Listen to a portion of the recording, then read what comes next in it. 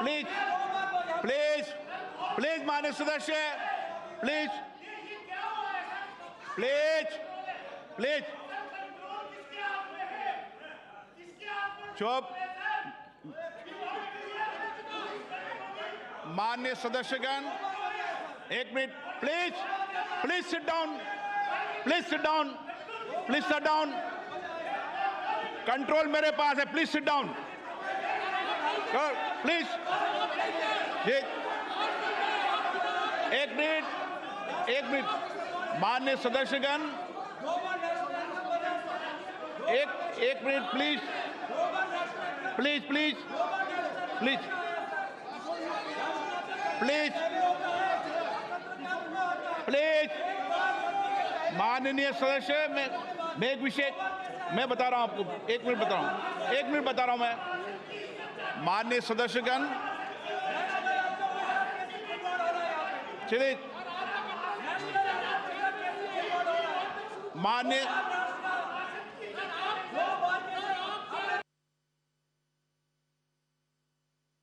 जो एक minute please please please please, हाँ प्लीज प्लीज बैठो, व्यवस्था दे रहा हूं, प्लीज बैठो, व्यवस्था दे रहा हूं मैं, प्लीज प्लीज बैठिए, व्यवस्था दे रहा हूं, please.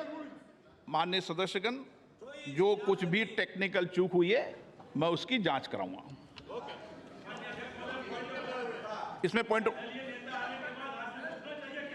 Okay, please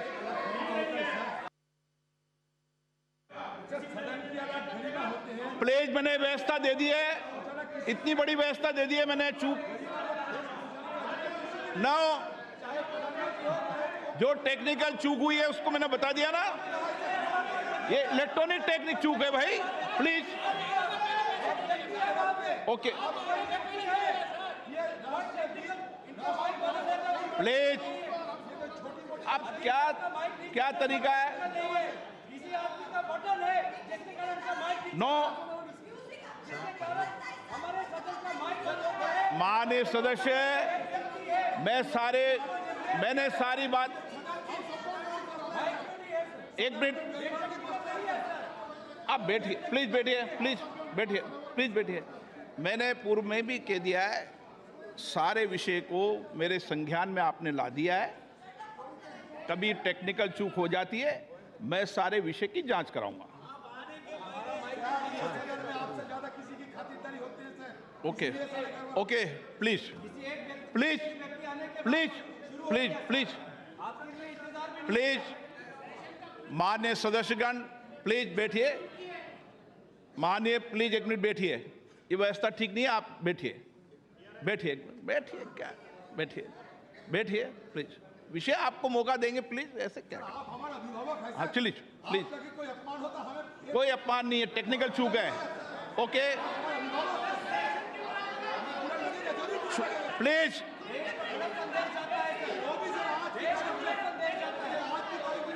please please. आप सदन के नेता, ऐसे मत करिए, मैंने इतनी व्यवस्था दे दी, प्लीज प्लीज प्लीज।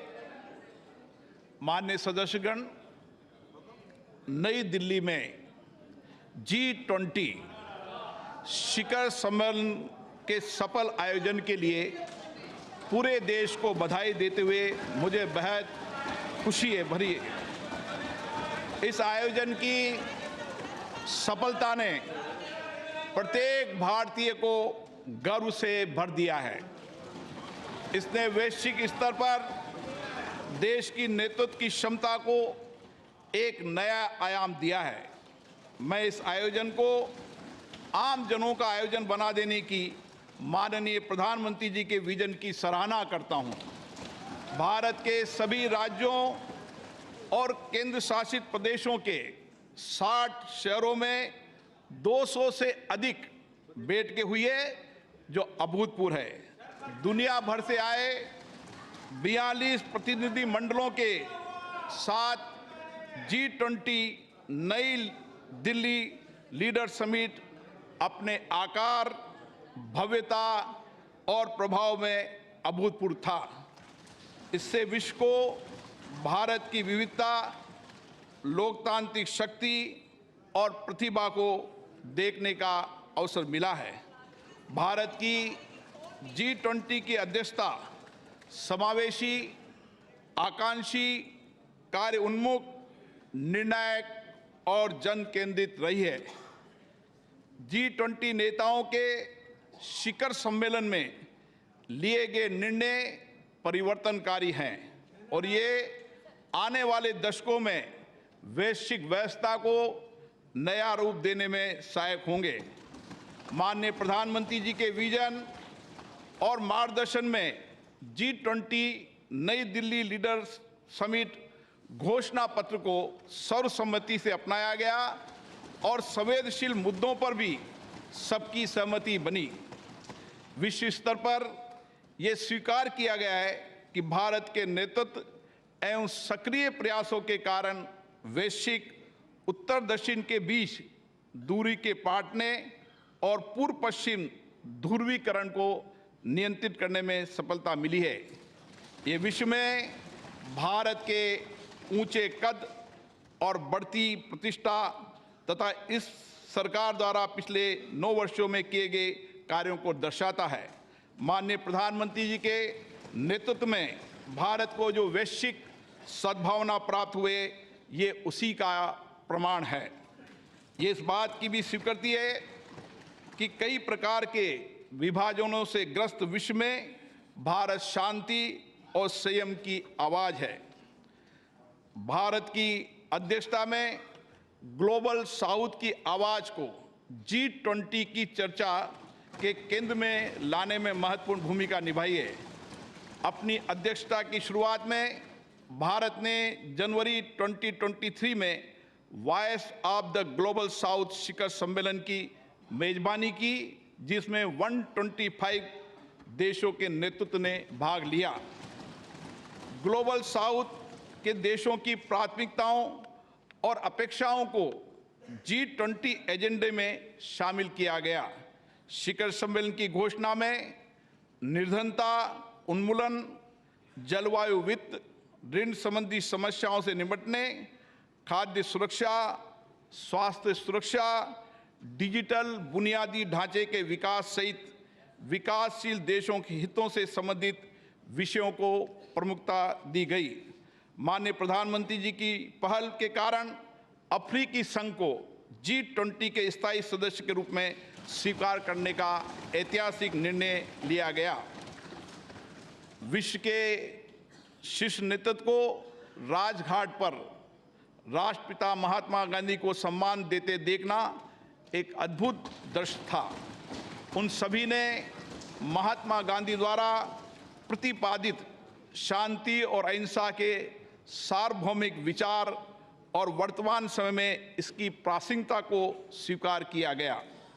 माननीय प्रधानमंत्री जी ने स्वयं अंतर्राष्ट्रीय संस्थानों में सुधार करने, उसमें समय के अनुसार बदलाव लाने का पुरजोर समर्थन किया।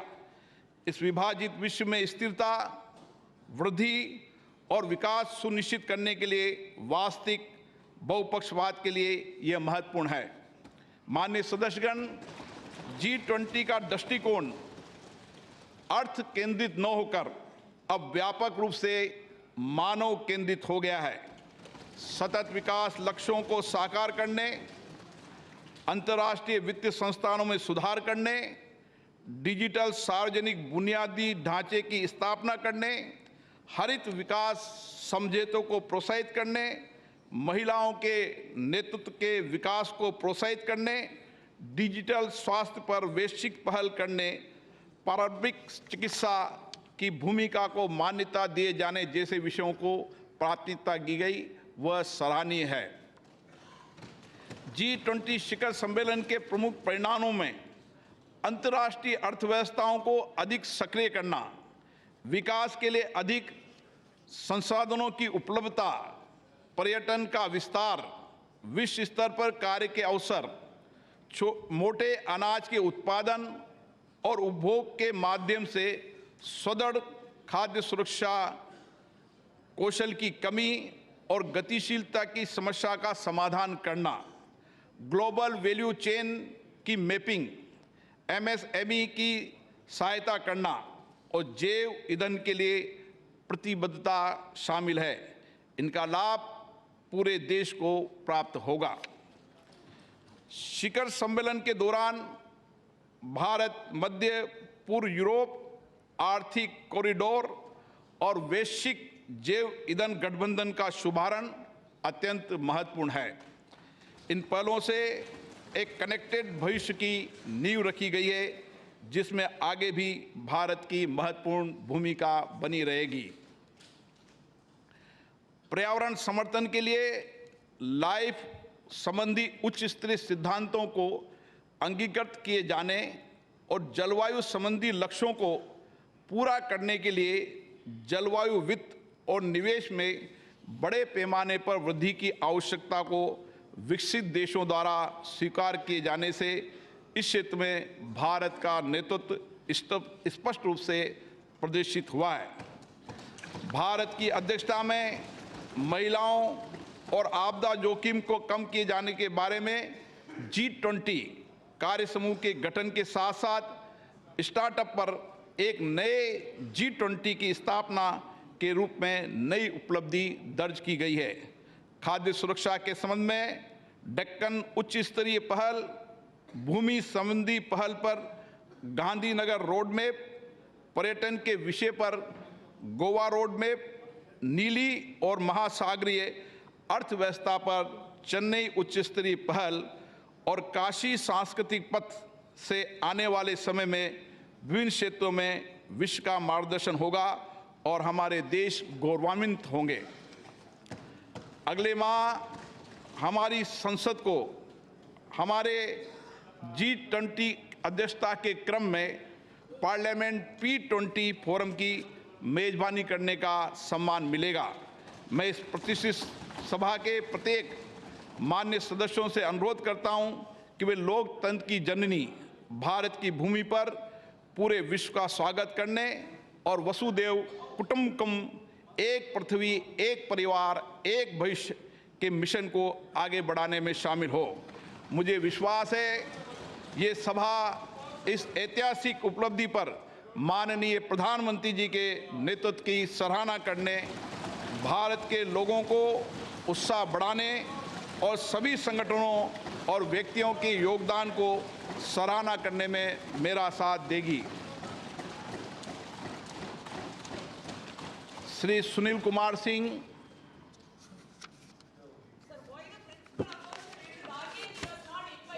माननीय अध्यक्ष महोदय, मैं विशेषाधिकार समिति का छठा प्रतिवेदन हिंदी और अंग्रेजी संस्करण सभा पटल पर रखता हूं। धन्यवाद।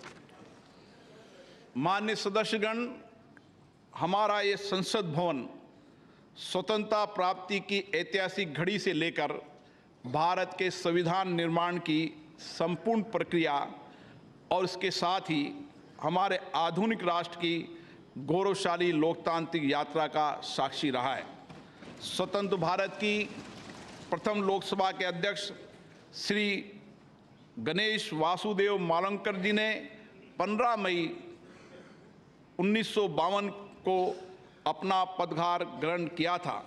देश की सर्वोच्च लोकतांत्रिक संस्था के प्रथम अध्यक्ष के रूप में उन्होंने नियम समिति, विशेषाधिकार समिति, कार्य मंत्रणा समिति सहित कई अन्य संसदीय समितियों की स्थापना की और सदन के अंदर उच्चतम परंपराओं की नींव रखी।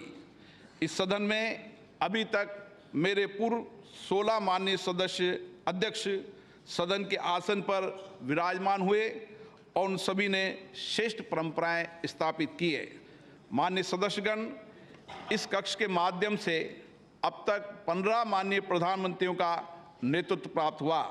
उन सभी ने अपने विचारों और कार्यों से देश की दशा और दिशा तय की है। माननीय सदस्यगण, ये सदन संवाद संस्कृति का जीवंत प्रतीक रहा है। विभिन्न दलों के बीच सहमति असहमति के बीच पिछले 75 वर्षों में देश हित में सामूहिकता से निर्णय लिए गए।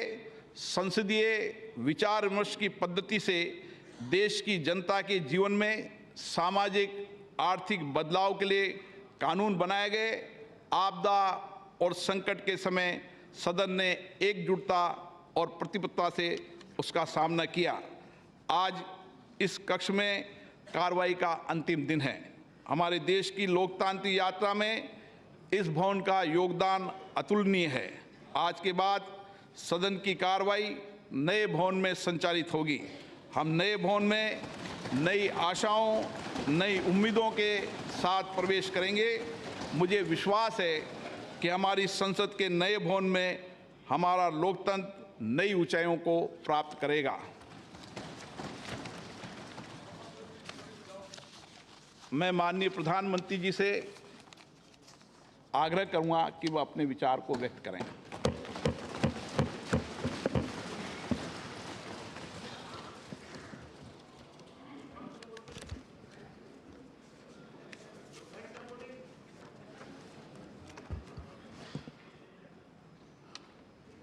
माननीय अध्यक्ष जी, देश की 75 वर्षों की संसदीय यात्रा, उसका एक बार पुनः स्मरण करने के लिए और नए सदन में जाने से पहले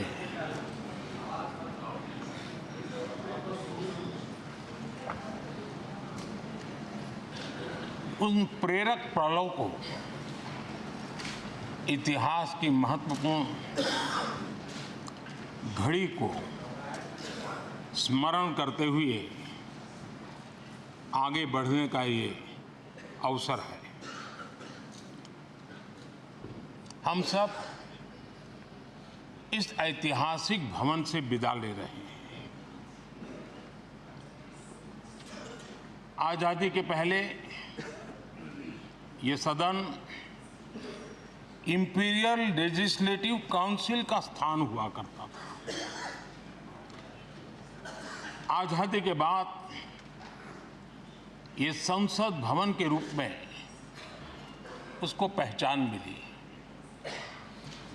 ये सही है, इस इमारत के निर्माण करने का निर्णय विदेशी शासकों का था, लेकिन ये बात हम न कभी भूल सकते हैं और हम गर्व से कह सकते हैं कि इस भवन के निर्माण में पसीना मेरे देशवासियों का लगा था, परिश्रम मेरे देशवासियों का लगा था और पैसे भी मेरे देश के लोगों के।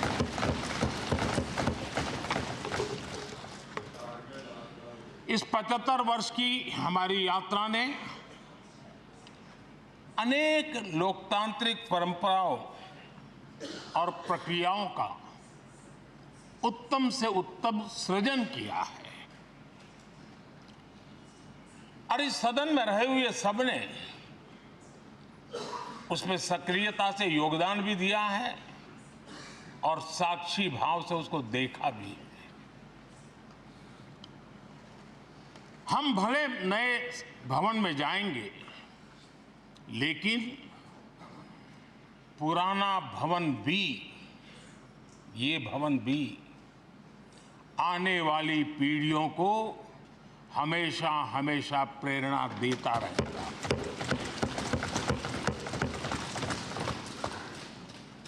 ये भारत के लोकतंत्र की स्वर्णिम यात्रा का एक महत्वपूर्ण अध्याय,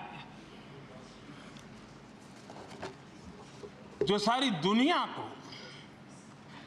भारत की रगों में लोकतंत्र का सामर्थ्य कैसे है, इसका परिचित कराने का काम इस इमारत से होता रहेगा।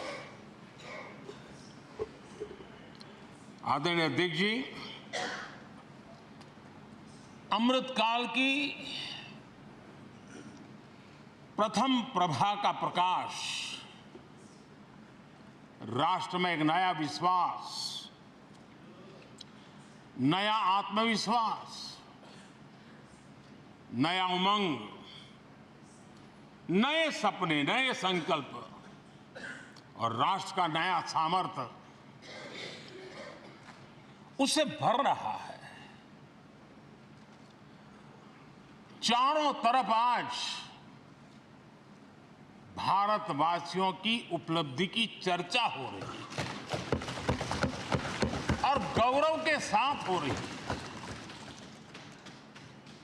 ये हमारे 75 साल के संसदीय इतिहास का एक सामूहिक प्रयास का परिणाम है, जिसके कारण विश्व में आज वो गूंज सुनाई दे रही है। आदरणीय अध्यक्ष जी, चंद्रयान 3 की सफलता न सिर्फ पूरा भारत, पूरा देश अभिभूत है और इसमें भारत के सामर्थ्य का एक नया रूप जो आधुनिकता से जुड़ा है, जो विज्ञान से जुड़ा है, जो टेक्नोलॉजी से जुड़ा है, जो हमारे वैज्ञानिकों के सामर्थ्य से जुड़ा है, जो 140 करोड़ देशवासियों के संकल्प की शक्ति से जुड़ा हुआ है, वो देश और दुनिया पर एक नया प्रभाव पैदा करने वाला है। ये सदन और इस सदन के माध्यम से मैं फिर एक बार देश के वैज्ञानिकों और उनके साथियों को कोटि कोटि बधाइयां देता हूं, उनका अभिनंदन करता हूं।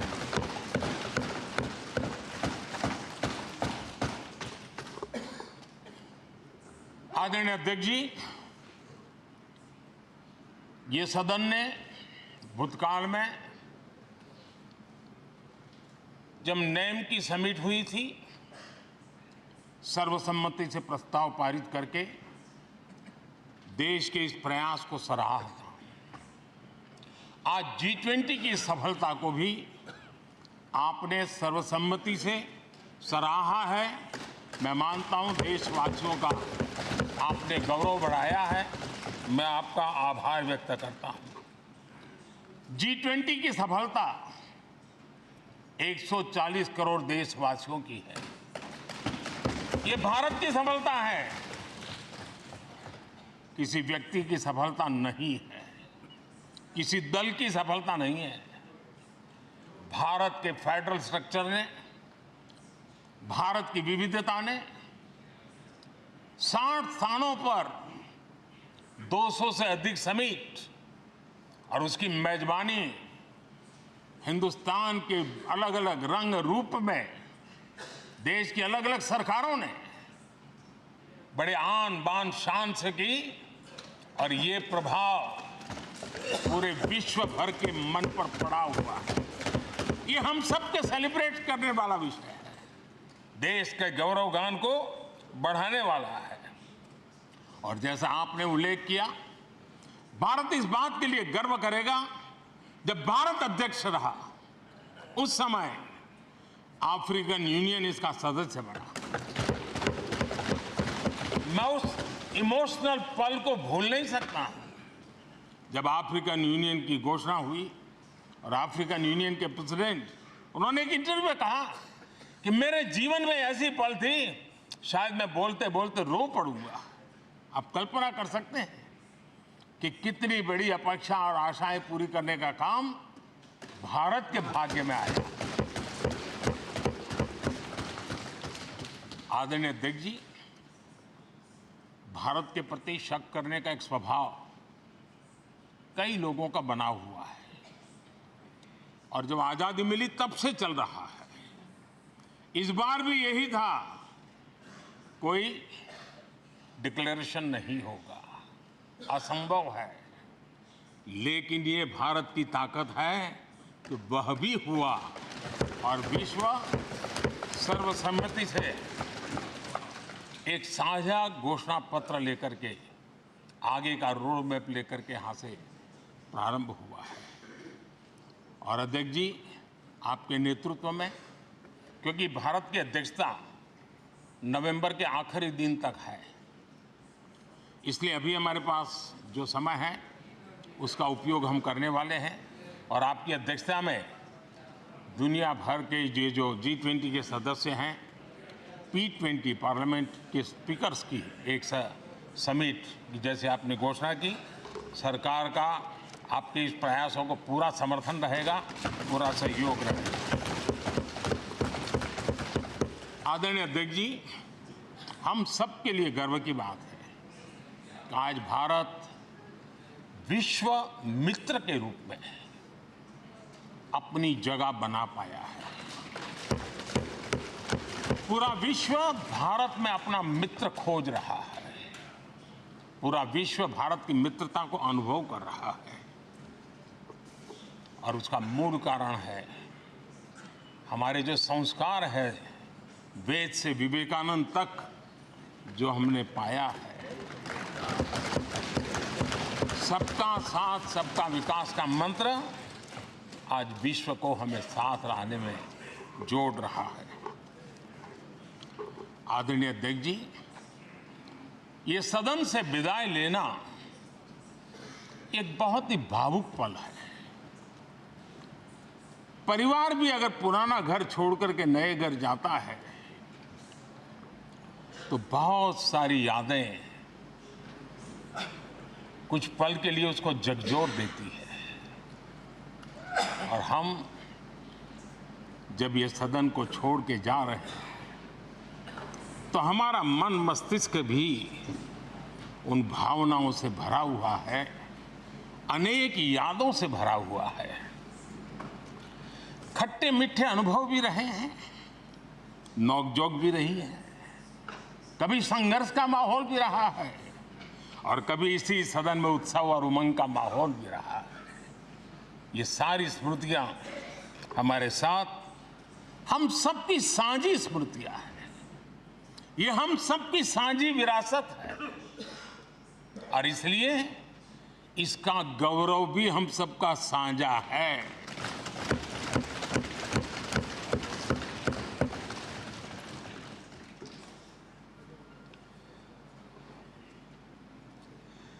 आजाद भारत के नवनिर्माण से जुड़ी हुई अनेक घटनाएं इन 75 वर्ष में यही सदन में आकार लेती हुई हमने देखी है।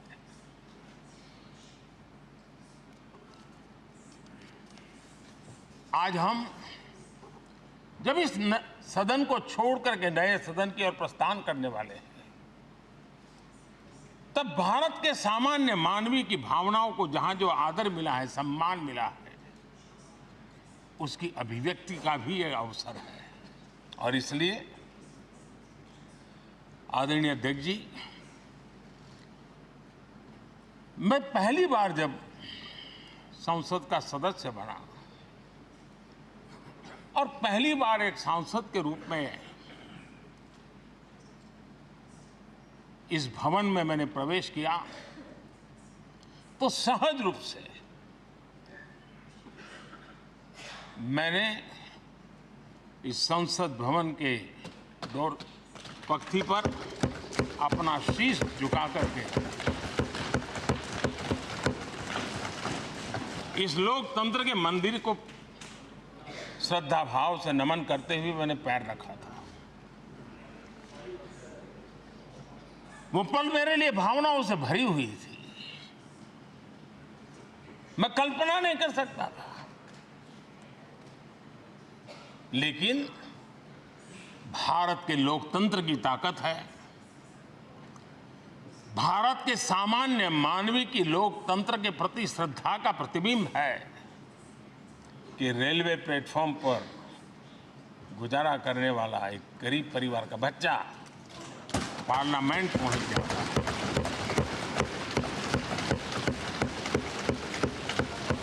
मैंने कभी कल्पना तक नहीं की कि देश मुझे इतना सम्मान देगा, इतना आशीर्वाद देगा, इतना प्यार देगा। सोचा नहीं था अध्यक्ष जी।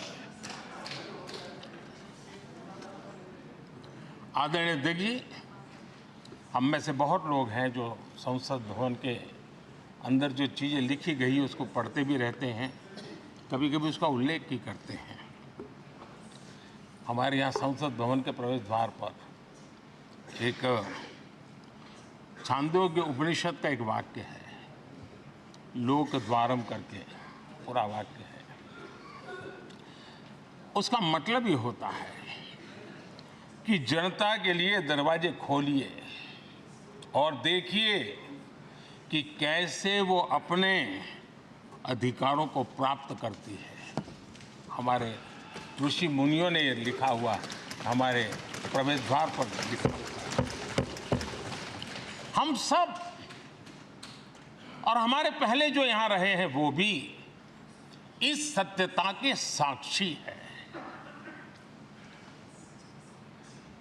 आदरणीय अध्यक्ष जी, समय रहते जैसे जैसे वक्त बदलता गया, ये हमारे सदन की संरचना भी निरंतर बदलती रही है और अधिक समावेशी बनती गई है। समाज के हर वर्ग का प्रतिनिधि विविधताओं से भरा हुआ इस सदन में नजर आता है। अनेक भाषाएं हैं, अनेक बोलियां, अनेक पहरवेश हैं, अनेक खान पान है। सदन के अंदर सब कुछ है और समाज के सभी तबके के लोग, चाहे वो सामाजिक रचना के हो, चाहे आर्थिक रचना के हो, चाहे गांव या शहर के हो, एक प्रकार से पूर्ण रूप से समावेशी वातावरण सदन में पूरी ताकत के साथ जन सामान्य की इच्छा आकांक्षाओं को प्रकट करता रहा है। दलित हो, पीड़ित हो, आदिवासी हो, पिछड़े हो, महिलाएं हो, हर न हर एक का धीरे धीरे धीरे योगदान बढ़ता चला गया है। आदरणीय अध्यक्ष जी, प्रारंभ में महिलाओं की सदस्य संख्या कम थी, लेकिन धीरे धीरे माताओं बहनों ने भी इस सदन की गरिमा को बढ़ाया है। इस सदन के गरिमा में बहुत बड़ा बदलाव लाने में उनका योगदान रहा है। आदरणीय अध्यक्ष जी, प्रारंभ से अब तक एक मोटा मोटा हिसाब लगाता था, करीब करीब 7,500 से अधिक जनप्रतिनिधि दोनों सदनों में मिलाकर के योगदान दे चुके हैं। इतने सालों में 7,500 से करीब ज्यादा। इस कालखंड में करीब 600 महिला सांसदों ने भी इस सदन की गरिमा को बढ़ाया है, दोनों सदन की। और आदरणीय अध्यक्ष जी, आप जानते हैं कि इस सदन में आदरणीय इंद्रजीत गुप्ता जी 43 ईयर, अगर मेरी गलती नहीं हो तो 43 ईयर इस सदन में लंबा समय बैठ करके इस सदन के साक्षी बनने का उनको सौभाग्य मिला। और यही सदन है आदरणीय अध्यक्ष जी जहां शकीकुर रहमान जी 93 की एज में भी सदन में अपना योगदान देते रहे, जबकि उनकी उम्र 93। और आदरणीय अध्यक्ष जी, ये भारत के लोकतंत्र की ताकत है कि 25 साल की उम्र की चंद्रमणि मुर्मू इस सदन की सदस्य बनी थी। सिर्फ 25 साल की उम्र की सबसे छोटी उम्र की सदस्य बनी थी। आदरणीय अध्यक्ष महोदय, वाद विवाद, कटाक्ष, ये सब कुछ हम सब ने अनुभव किया है, हम सब ने इनिशिएट भी किया है, कोई बाकी नहीं है। लेकिन उसके बावजूद भी शायद जो परिवार भाव हम लोगों के बीच में रहा है, हमारे पहले की पीढ़ियों में भी रहा है, जो लोग प्रचार माध्यमों से हमारे यहाँ का रूप देखते हैं और बाहर निकलते ही हमारा जो अपनापन होता है, परिवार भाव होता है, वो एक अलग ही ऊंचाई पर ले जाता है। और ये भी सदन की ताकत है। एक परिवार भाव, और उसके साथ साथ हम कभी कड़वाहट पाल करके नहीं जाते हैं। हम उसी प्यार से सदन छोड़ने के कई वर्षों के बाद भी मिल जाए तो भी उस प्यार को कभी भूलते नहीं है, उस स्नेह भरे याद दिनों को भूलते नहीं है। वो मैं अनुभव कर सकता हूं। आदरणीय अध्यक्ष जी, हमारे पहले भी और वर्तमान भी हमने कई बार देखा है कि अनेक संकटों के बावजूद भी, अनेक असुविधाओं के बावजूद भी सांसद सदन में आए हैं और उन्होंने शारीरिक पीड़ा भी असह्य हो तो भी सदन में एक सांसद के रूप में, जनप्रतिनिधि के रूप में अपना कर्तव्य निभाया है। ऐसी अनेक घटनाएं आज हमारे सामने हैं। गंभीर गंभीर बीमारियों के बावजूद भी कोई व्हीलचेयर में आना पड़ा, किसी को डॉक्टरों को बाहर खड़े रख करके अंदर आना पड़ता, लेकिन सभी सांसदों ने कभी न कभी इस प्रकार से अपनी भूमिका निभाई। कोरोना काल हमारे सामने उदाहरण है। हर परिवार में रहता था कहीं बाहर जाए तो मौत को बुलावा न दे दे, उसके बावजूद भी हमारे माननीय सांसद दोनों सदन में कोरोना काल के इस संकट की घड़ी में भी सदन में आए, अपना कर्तव्य निभाया। हमने राष्ट्र का काम रुकने नहीं दिया। आवश्यकता पड़ी, डिस्टेंस रखना भी था और बार बार टेस्टिंग भी करना पड़ता था। सदन में आते थे लेकिन मास्क पहनना पड़ता था। बैठने की रचना भी अलग अलग की, समय भी बदले गए। हर चीज के साथ राष्ट्र का काम रुकना नहीं चाहिए, इस भाव से सभी सदस्यों ने इस सदन को अपने कर्तव्य का महत्वपूर्ण अंग माना, संसद को चलाए रखा।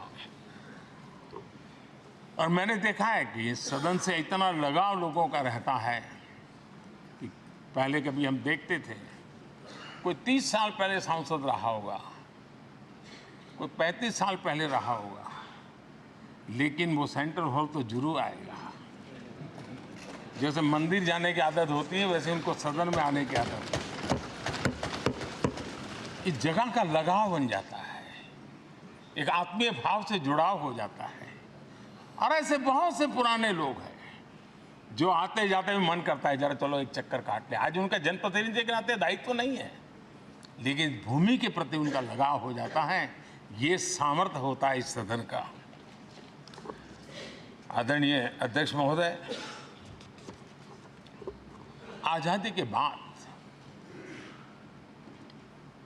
बहुत बड़े बड़े विद्वान लोगों ने बहुत आशंकाएं व्यक्त की थी, पता नहीं देश का क्या होगा, चल पाएगा कि नहीं चल पाएगा, एक रहेगा कि बिखर जाएगा, लोकतंत्र बना रहेगा नहीं, 50। लेकिन इस देश की संसद की ताकत है कि पूरे विश्व को गलत सिद्ध कर दिया और ये राष्ट्र पूरे सामर्थ्य के साथ आगे बढ़ता रहा। और इस विश्वास से कि हम भले आशंकाएं होंगी, घने काले बादल होंगे, लेकिन सफलता प्राप्त करते रहेंगे। और ये हम सब लोगों ने, हमारी पुरानी पीढ़ियों ने मिलकर के इस काम को करके दिखाया है, इसका गौरवगान करने का ये अवसर है। आदरणीय अध्यक्ष जी, इसी भवन में 2 साल 11 महीने तक संविधान सभा की बैठकें हुई और उसने देश के लिए एक मार्गदर्शक जो आज भी हमें चलाता है, हमारे संविधान दिया। और 26 नवंबर 1949 को जो संविधान हमें मिला वो 26 जनवरी 1950 को लागू हुआ। इन 75 वर्षों में सबसे बड़ा जो अचीवमेंट है वो ये है कि देश के सामान्य मानवी का इस संसद पर विश्वास बढ़ता ही गया है। और लोकतंत्र की सबसे बड़ी ताकत यही है कि इस महान संस्था के प्रति, इस महान इंस्टीट्यूशन के प्रति, इस व्यवस्था के प्रति उनका विश्वास अटूट रहे, विश्वास उनका बना रहे। इन 75 वर्षों में हमारी संसद ने जन भावनाओं की अभिव्यक्ति का भवन भी बना दिया। यहाँ जन भावनाओं की पुरजोश अभिव्यक्ति और हम देखते हैं राजेंद्र बाबू से लेकर डॉक्टर कलाम, रामनाथ जी कोविंद और अभी द्रौपदी मुर्मू जी, इन सब के संबोधन का लाभ हमारे सदनों को मिला है, उनका मार्गदर्शन मिला है। आदरणीय अध्यक्ष जी, पंडित नेहरू जी, शास्त्री जी, वहां से लेकर के अटल जी, मनमोहन सिंह जी तक एक बहुत बड़ी श्रृंखला जिसने इस सदन का नेतृत्व किया है और सदन के माध्यम से देश को दिशा दी है, देश को नए रंग रूप में ढालने के लिए उन्होंने परिश्रम किया है, पुरुषार्थ किया है। आज उन सबका गौरवगान करने का भी अवसर है। आदरणीय अध्यक्ष जी, सरदार वल्लभ भाई पटेल, लोहिया जी, चंद्रशेखर जी, आडवाणी जी, न जाने अनगिनत नाम जिन्होंने हमारे इस सदन को समृद्ध करने में, चर्चाओं को समृद्ध करने के लिए, देश के सामान्य से सामान्य व्यक्ति की आवाज को ताकत देने का काम इस सदन में किया है।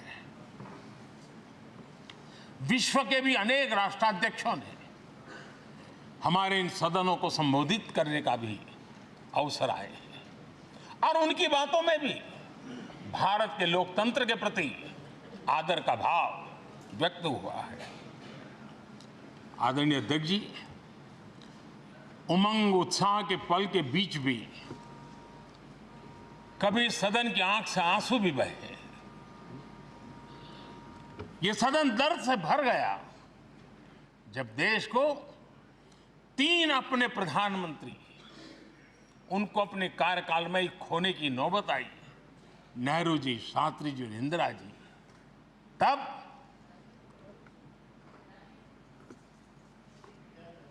ये सदन अश्रुभीनी आंखों से उन्हें विदाई दे रहा था। आदरणीय अध्यक्ष जी, अनेक चुनौतियों के बावजूद भी हर स्पीकर ने, हर सभापति ने बेहतरीन तरीके से दोनों सदनों को सुचारू रूप से चलाया है और अपने कार्यकाल में उन्होंने जो निर्णय किए वो निर्णय मावलंकर जी से काल से शुरू हुए हो या सुमित्रा जी के कालखंड के हो या बिरला जी के, आज भी उन निर्णयों को रेफरेंस पॉइंट माना जाता है। ये काम हमारे करीब 17 स्पीकर और उसमें 2 हमारी महिला स्पीकर ने भी, और मावलंकर जी से लेकर के सुमित्रा ताई तक और बिरला जी का मार्गदर्शन आज भी हमें मिल रहा है। हर एक ने अपनी अपनी शैली रही है, लेकिन उन्होंने सबको साथ लेकर के नियमों कानूनों के बंधन में इस सदन को हमेशा ऊर्जावान बनाए रखा है। मैं आज उन सभी स्पीकर महोदय को भी आज वंदन करता हूं, अभिनंदन करता हूं। आदरणीय अध्यक्ष जी, ये सही है कि हम जनप्रतिनिधि अपनी अपनी भूमिका निभाते हैं, लेकिन सातत्यपूर्ण तरीके से हमारे बीच जो ये टोली बैठती है उनकी भी कई पीढ़ियां बदल गई है। कभी कागज लेके दौड़ के आते हैं, उनका भी योगदान कम नहीं है।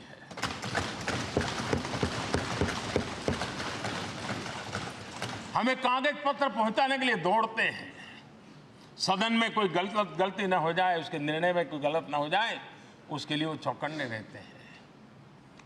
जो काम इनके द्वारा हुआ है उसने भी सदन के क्वालिटी ऑफ गवर्नेंस में तेजी लाने में बहुत बड़ी मदद की है। मैं उन सभी साथियों का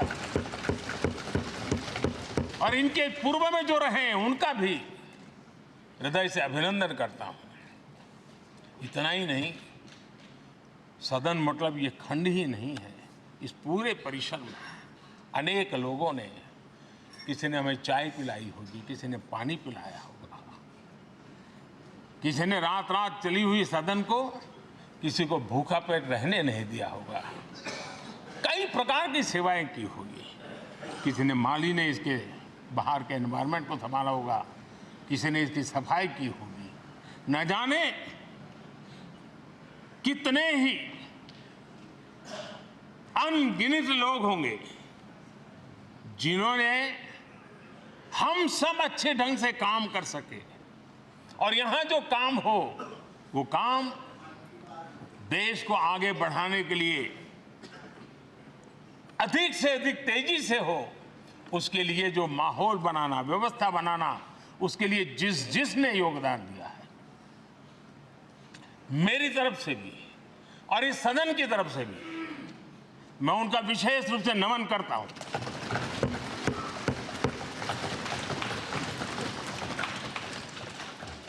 आदरणीय अध्यक्ष जी, लोकतंत्र का एक सदन, आतंकी हमला हुआ, पूरे विश्व में यह आतंकी हमला एक इमारत पर नहीं था, ये मदर ऑफ डेमोक्रेसी एक प्रकार से हमारी जीवात्मा पर यह हमला था। ये देश उस घटना को कभी भूल नहीं सकता है, लेकिन आतंकियों से लड़ते लड़ते सदन को बचाने के लिए और हर सदस्य को बचाने के लिए जिन्होंने अपने सीने पर गोलियां झेली, आज मैं उनको भी नमन करता हूं। हमारे बीच नहीं है, लेकिन उन्होंने बहुत बड़ी रक्षा की है। आदरणीय अध्यक्ष जी, जब आज हम इस सदन को छोड़ रहे हैं, तब मैं उन पत्रकार मित्रों को भी याद करना चाहता हूं जिन्होंने जीवन में, कुछ लोग तो ऐसे हैं जिन्होंने पूरा जीवन अपने कार्यकाल में संसद के काम को ही उन्होंने रिपोर्ट किया है। एक प्रकार से वो जीवंत साक्षी रहे हैं। उन्होंने यहाँ की पल पल की जानकारी देश तक पहुंचाई, और तब तो ये सारा टेक्नोलॉजी अवेलेबल नहीं थी। तब वही लोग थे जो यहाँ की बात पहुंचाते थे, और उनका सामर्थ्य था वो अंदर की भी पहुंचाते थे और अंदर की भी पहुंचाते थे।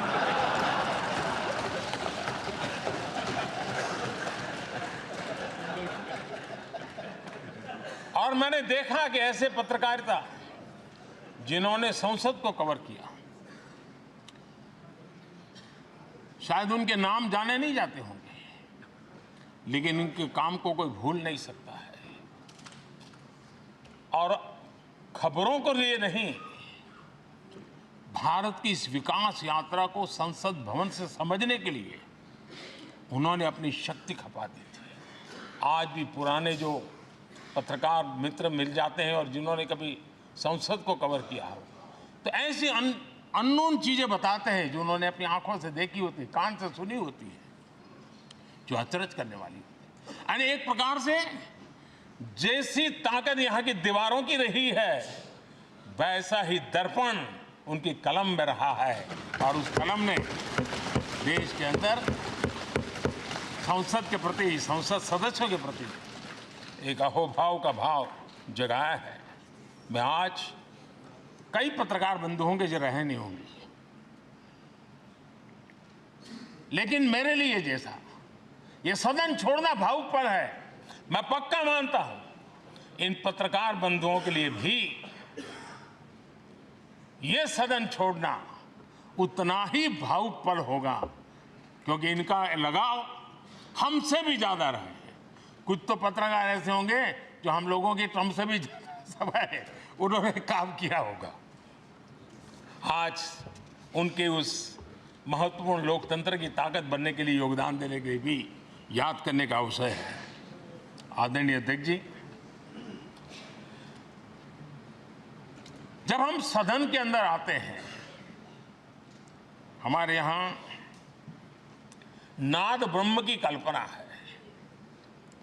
हमारे शास्त्रों में माना गया है किसी एक स्थान पर अनेक बार एक ही लय में उच्चारण होता है तो वो तपोस्थली बन जाता है, उसके एक पॉजिटिव वाइब होते हैं।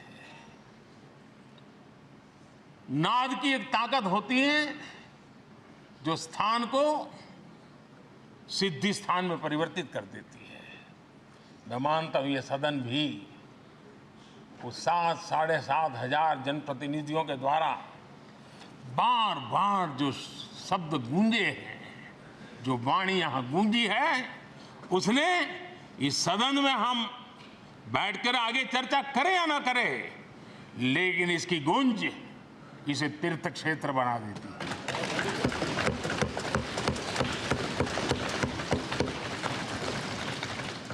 एक जागृत जगह बन जाती है और लोकतंत्र की प्रति श्रद्धा रखने वाला व्यक्ति आज से 50 साल के बाद भी जब यहां देखने के लिए भी आएगा तो उसे उस गूंज की अनुभूति होगी कि कभी भारत की आत्मा की आवाज यहां पर गूंजती थी। और इसलिए अध्यक्ष महोदय, ये वो सदन है जहां कभी भगत सिंह, बटुकेश्वर दत्त, उन्होंने अपनी वीरता सामर्थ्य से अंग्रेज सल्तनत को जगा दिया था बम का धमाका कर। वो बम की गूंज भी जो देश का भला चाहते हैं उनको कभी सोने नहीं देती। आदरणीय अध्यक्ष जी, ये वो सदन है जहां पंडित जी को इसलिए भी याद किएगा, अनेक बातों के लिए याद करेगा, लेकिन हम जरूर याद करेंगे इसी सदन में पंडित नेहरू का at the stroke of midnight की गूंज हम सबको प्रेरित करती रहेगी। और इसी सदन में अटल जी ने कहा था, वो शब्द आज भी गूंज रहे हैं इस सदन में, सरकारें आएगी जाएगी, पार्टियां बनेगी बिगड़ेगी, लेकिन ये देश रहना चाहिए।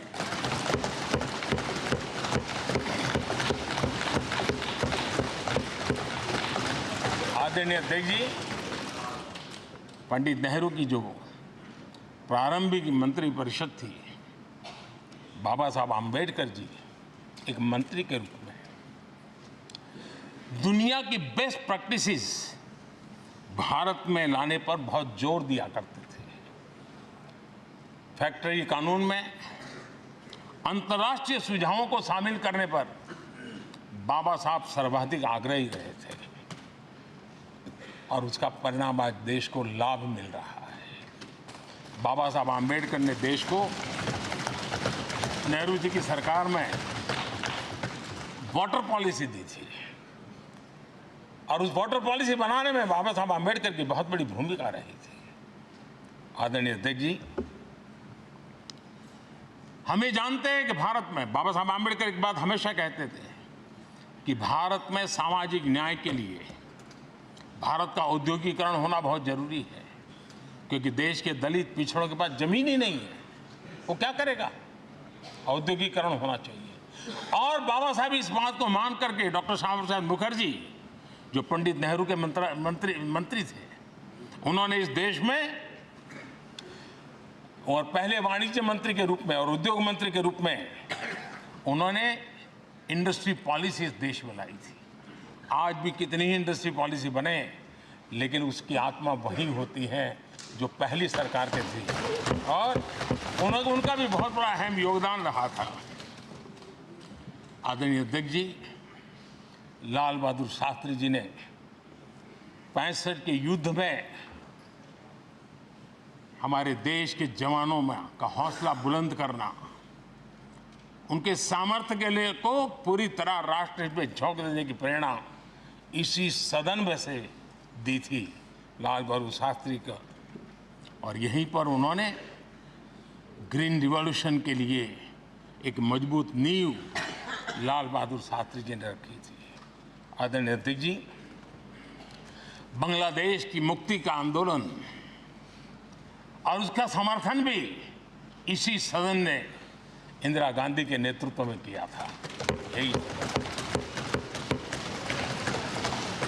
इसी सदन ने इमरजेंसी में लोकतंत्र पर होता हुआ हमला भी देखा था, और इसी सदन ने भारत के लोगों की ताकत को एहसास कराते हुए मजबूत लोकतंत्र की वापसी भी इसी सदन ने देखी थी। वो राष्ट्रीय संकल्प भी देखा था, ये सामर्थ्य भी देखा था। आदरणीय अध्यक्ष जी, ये सदन इस बात का हमेशा ऋणी रहेगा, क्योंकि इसी सदन में हमारे पूर्व प्रधानमंत्री चरण सिंह जी ने ग्रामीण मंत्रालय का गठन किया था, रूरल डेवलपमेंट मिनिस्ट्री। इसी सदन में मतदान की उम्र 21 से 18 करने का निर्णय हुआ था, और देश की युवा पीढ़ी को इसका योगदान देने के लिए प्रेरित किया गया, उत्साहित किया गया था। हमारे देश ने गठबंधनों की सरकारें देखी, पीपी सिंह जी हो, चंद्रशेखर जी, और बाद में एक सिलसिला चला। लंबे अरसे से एक दिशा में देश जा रहा था, आर्थिक नीतियों के बोझ तले देश दबा हुआ था, लेकिन नरसिम्हा राव की सरकार थी जिन्होंने हिम्मत के साथ पुरानी आर्थिक नीतियों को छोड़ करके नई राह पकड़ने का फैसला किया था, जिसके आज देश को परिणाम मिल रहे हैं। अटल बिहारी वाजपेयी जी का सरकार भी हमने इसी सदन ने देखी। सर्व शिक्षा अभियान देश में आज वो महत्वपूर्ण बन गया है। आदिवासी कार्यालय मंत्रालय अटल जी ने बनाया, नॉर्थ ईस्ट का मंत्रालय अटल जी ने बनाया। न्यूक्लियर टेस्ट भारत के सामर्थ्य का परिचायक बन गया। और इसी सदन में मनमोहन जी की सरकार कैश फॉर वोट को भी, उस कांड को भी सदन ने देखा है। आदरणीय अध्यक्ष जी, सबका साथ सबका विकास का मंत्र, अनेक ऐतिहासिक निर्णय, दशकों से लंबित विषय, उनका स्थायी समाधान भी इसी सदन में हुआ। आर्टिकल 370, ये सदन हमेशा हमेशा गर्व के साथ कहेगा कि सदन के कारण one nation one tax, GST का निर्णय भी इसी सदन ने किया। One rank one pension, OROP, ये भी इसी सदन ने देखा।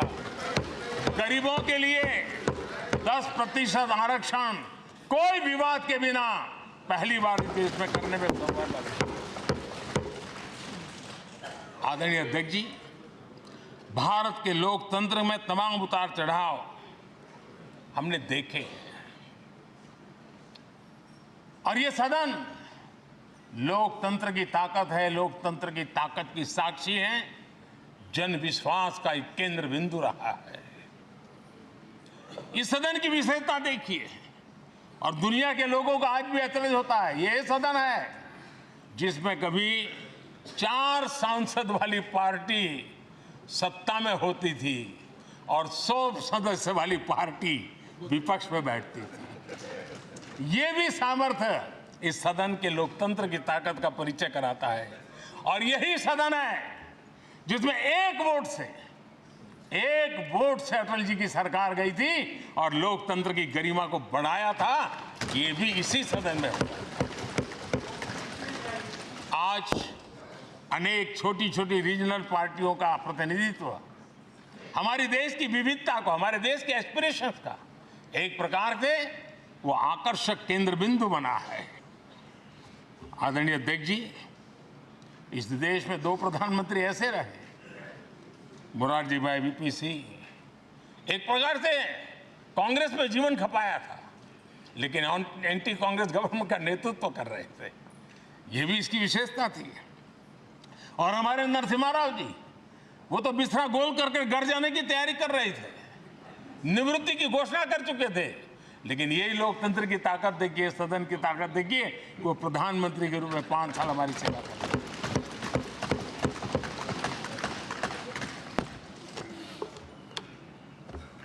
आदरणीय अध्यक्ष जी, सबकी सहमति से कठिन कार्य होते हुए हमने देखे हैं। 2000 की साल थी, अटल जी की सरकार थी। इसी सदन ने 3 राज्यों का गठन सर्व स्वीकृति से किया और बड़े उमंग उत्साह से किया। जब छत्तीसगढ़ की रचना हुई तो उत्सव छत्तीसगढ़ ने भी मनाया, उत्सव मध्य प्रदेश ने भी मनाया। जब उत्तराखंड की रचना हुई तो उत्सव उत्तराखंड ने भी मनाया, उत्सव उत्तर प्रदेश ने भी मनाया। जब झारखंड की रचना हुई तो उत्सव झारखंड ने भी मनाया, उत्सव बिहार ने भी बताया। ये हमारे सदन का सामर्थ्य, सब सहमति का वातावरण बना करके। लेकिन कुछ कड़वी यादें वो भी हैं कि तेलंगाना के हक को दबोचने के लिए भारी प्रयास हुए, खून की नदियां भी बही, और बनने के बाद न तेलंगाना उत्सव मना पाया, न आंध्र उत्सव मना पाया। एक कटुता के बीज बो दिए गए। अच्छा होता उसी उमंग और उत्साह के साथ हम तेलंगाना का निर्माण करते तो एक नई ऊंचाई पर आज तेलंगाना पहुंच चुका होता। आदरणीय अध्यक्ष जी, संविधान सभा ने, आदरणीय अध्यक्ष जी, इस सदन की परंपरा रही है। संविधान सभा ने उस समय अपना दैनिक भत्ता 45 रुपये से कम करके 40 कर दिया था। उनको लगा हमें इसको कम करना चाहिए। आदरणीय अध्यक्ष जी, यही सदन है कैंटीन में मिलने वाली सब्सिडी, जो बहुत कम पैसे में खाना मिलता था, इसी सदस्यों ने उस सब्सिडी को भी खत्म कर दिया और पूरा पैसा देकर के अब कैंटीन में खाते। आदरणीय अध्यक्ष जी, कोरोना काल में जब जरूरत पड़ी तो यही सांसद जिन्होंने एमपी लेड फंड को छोड़ दिया और देश को इस संकट की घड़ी में मदद करने के लिए आगे आए। इतना ही नहीं, कोरोना काल में इसी सदन के सांसदों ने अपने तनख्वाह में 30% कटौती की और उन्होंने देश के सामने आए हुए संकट में अपनी बहुत बड़ी जिम्मेवारी निभाई। आदरणीय अध्यक्ष जी, हम गर्व से कह सकते हैं, ये सदन में बैठे हुए लोग भी कह सकते हैं, हमारे पूर्वज जो सदन में बैठे थे वो भी कह सकते हैं कि हम ही लोग हैं जिन्होंने हम पर डिसिप्लिन लाने के लिए हमारे यहाँ जनप्रतिनिधित्व कानून में समय समय पर कठोरता बरती। नियम हमने ही लादे, हमने ही तय किया कि नहीं, जनप्रतिनिधि के जीवन में ये नहीं हो सकता। मैं मानता हूं ये जीवंत लोकतंत्र का बहुत बड़ा उदाहरण है और ये सदन ने दिया है, यही माननीय सांसदों ने दिया है और हमारी पुरानी पीढ़ी के सांसदों ने दिया है। और मैं मानता हूं कि कभी कभी उन चीजों को भी याद करना चाहिए। आदरणीय अध्यक्ष जी, हम जो वर्तमान सांसद हैं उनके लिए तो ये विशेष सौभाग्य का अवसर है। सौभाग्य का अवसर इसलिए है कि हमें इतिहास और भविष्य दोनों की कड़ी बनने का अवसर मिला है।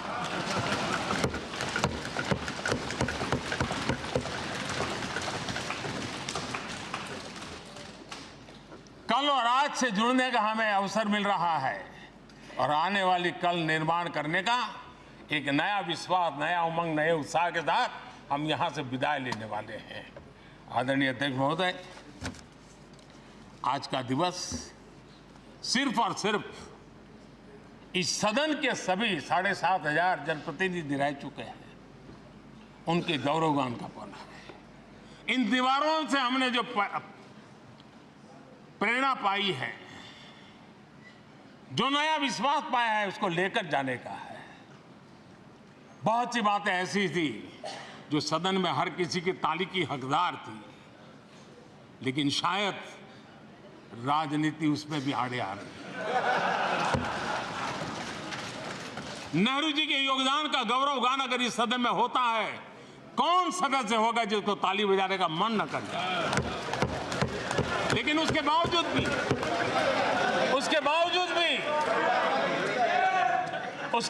भी देश के लोकतंत्र के लिए बहुत जरूरी है हम सब ने अपने यहां सोच लें। आदरणीय अध्यक्ष जी, मुझे पूरा विश्वास है कि आपके मार्गदर्शन में और इस अनुभवी माननीय सांसदों के सामर्थ्य से हम नई संसद में जब जाएंगे तो नए विश्वास के साथ जाएंगे। मैं फिर एक बार आज पूरा दिवस आपने इन पुरानी स्मृतियों को ताज़ा करने के लिए दिया, एक अच्छे वातावरण में सबको याद करने का मौका दिया। इसके लिए मैं आप सबका आपका हृदय से आभार व्यक्त करता हूं और मैं सभी सदस्यों से आग्रह करूंगा कि अपने जीवन की ऐसी मधुर यादों को यहां हम जरूर व्यक्त करें ताकि देश तक पहुंचे कि सचमुच में ये हमारा सदन, ये हमारे जनप्रतिनिधियों की गतिविधि सच्चे अर्थ में देश को समर्पित है, इसका भाव लोगों के तक पहुंचे। इसी एक अपेक्षा के साथ मैं फिर एक बार इस धरती को प्रणाम करता हूं, इस सदन को प्रणाम करता हूं। भारत के मंदिरों से बनी हुई हर एक दीवार के हर एक ईंटे को प्रणाम करता हूं और पिछले 75 साल में भारत के लोकतंत्र को नया सामर्थ्य शक्ति देने वाले हर गुंज को, उस नाद ब्रह्म को नमन करते हुए मेरी वाणी को विराम कर देता हूं। बहुत बहुत धन्यवाद।